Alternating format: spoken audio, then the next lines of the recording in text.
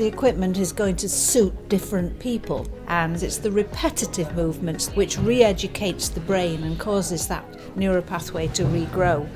And under a normal circumstance, we walk up and down wall bars maybe 20 times in a session, but here, when we were on the Lexo machine, Rowley did 200 steps and he wasn't on it that long.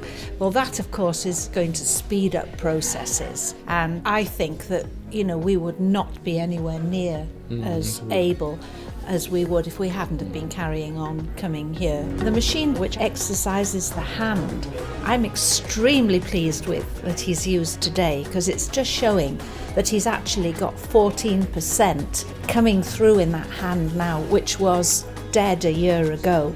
So I think these machines show great potential. Would you say? Would you say so?